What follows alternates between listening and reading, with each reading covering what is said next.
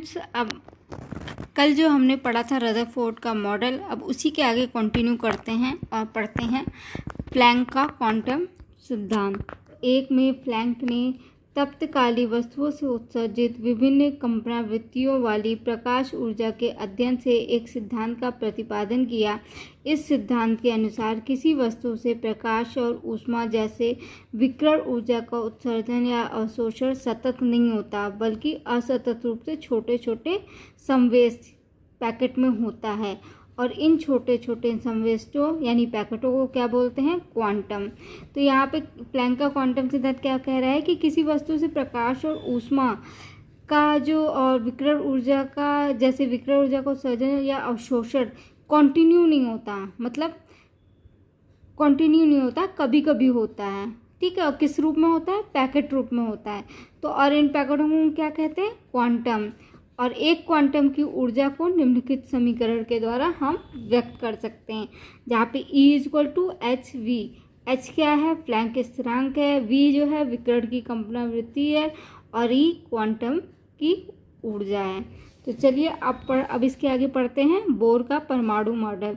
Rutherford model की त्रुटियों को दूर करने के लिए हाइड्रोजन परमाणु के स्पेक्ट्रम को समझाने के लिए नील्स बोर ने मैक्स प्लैंक के क्वांटम सिद्धांत का सहारा लेकर एक सिद्धांत का प्रतिपादन किया, जिसे बोर का परमाणु सिद्धांत कहते हैं। इस सिद्धांत की बातें क्या थी कि नाभिक के चारों ओर चक्कर लगाने वाले इलेक्ट्रॉन अनिश्चित कक्षाओं में परिभ्रमण नहीं करते, बल्कि ये कुछ चुनी हुई अनुमेय कक्षाओं में ही परिभ्रमण करते हैं। अब जो रदरफोर्ड का मॉडल था उसमें हम लोगों ने निष्कर्ष निकाला था ना कि इलेक्ट्रॉन एक निश्चित कक्षा में चक्कर नहीं लगाते, वो अनिश्चित कक्षा में चक्कर लगाते हैं। तो वही उसी का ये विरोध कर रहे हैं। उस यानी कि विरोध क्या मतलब उसकी त्रुटि को दूर कर रहे हैं। तो इन्होंने क्या बोला? नहीं, ऐसा नहीं है, इलेक्ट्रॉन अनिश्चित कक्षाओं में परिभ्रमण नहीं करते, बल्कि एक चुनी हुई अनुमेय कक्षाओं में ही परिभ्रमण करते हैं। और जब कोई इलेक्ट्रॉन किसी स्थिर कक्षा से रहकर नाभिक के चारों ओर परिभ्रमण करता है तो इस क्रिया में उसमें ऊर्जा का ह्रास नहीं होता। रदरफोर्ड में हमने क्या पढ़ा था कि उससे ऊर्जा का ह्रास होता है, मगर यहाँ क्या कह रहे हैं कि अगर स्थिर कक्षा में मतलब एक जो कक्षा है वो एक ही कक्षा है, मतलब कक्षा बदल नहीं रही है, मतलब जैसे कि एक यहाँ इसी में परिभ्रमण कर रहा है एक सर्किल में, तो बस इसी में कर रहा है, यानी कि स्थिर कक्षा, एक स्थिर कक्षा में नाभिक को जो परिभ्रमण कर रहा है तो उससे उसका ऊर्जा का ह्रास नहीं होता, जबकि वहाँ पे हमने पढ़ा था ऊर्जा का ह्रास होता है। कुछ ऊर्जा का अवशोषण करने वाले इलेक्ट्रॉन नाभिक के किसी निकट वाली कक्षा से दूर वाली कक्षा पर कूदता है। जब वह दूर वाली कक्षा से किसी भीतर वाली स्थित कक्षा पर कूदता है तो इसकी हमें कुछ ऊर्जा का उत्सर्जन होता है। ऊर्जा का उत्सर्जन होने पर विद्युत चुम्बकीय किरणें निकलती हैं और ऊर्जा का अवशोषण होने पर इन किरणों का अवशोषण होता है। तो यहाँ पे कहने का क्या मतलब है कि जैसे कि इलेक्ट्रॉन जो है वो ये नाभिक है, इसके चारों ओर चक्कर लगा रहा है। ठीक, इलेक्ट्रॉन यहाँ पे चक्कर लगा रहा है और ये है इसकी दूसरी वाली कक्षा। ठीक,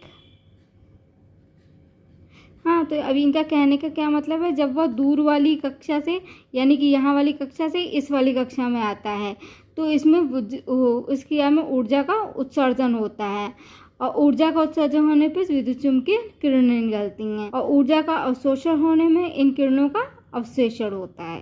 ठीक, अनुमेय कक्षा है। पॉसिबिलिटी परमिसिबल ऑर्बिट क्या है? जिनके लिए कोणीय संवेग का मान h/2 पाई का पूर्णांक अपवर्त होता है, अर्थात mvr=nh/2 पाई, जहाँ m क्या है? इलेक्ट्रॉन का द्रव्यमान है, r क्या है? अनुमेय कक्षा की त्रिज्या है, v क्या है? इलेक्ट्रॉन का वेग है, h क्या है? प्लैंक स्थिरांक है और n क्या है? शेलों की संख्या है। ओके फ्रेंड्स, समझ में आ गया होगा। फ्रेंड्स, अब पढ़ते हैं परमाणु संख्या। किसी तत्व के परमाणु के नाभिक में उपस्थित इकाई धन आवेशों की कुल संख्या या उस तत्व के नाभिक में उपस्थित प्रोटॉनों की कुल संख्या को उस तत्व की परमाणु संख्या कहते हैं, जिसे Z से सूचित किया जाता है। किसी तत्व की परमाणु संख्या उस तत्व का मौलिक गुण होता है। तो परमाणु संख्या क्या होगी? नाभिक में इकाई धन आवेश की कुल संख्या, नाभिक आवेश या नाभिक में प्रोटॉनों की संख्या, या कक्षाओं में इलेक्ट्रॉनों की कुल संख्या।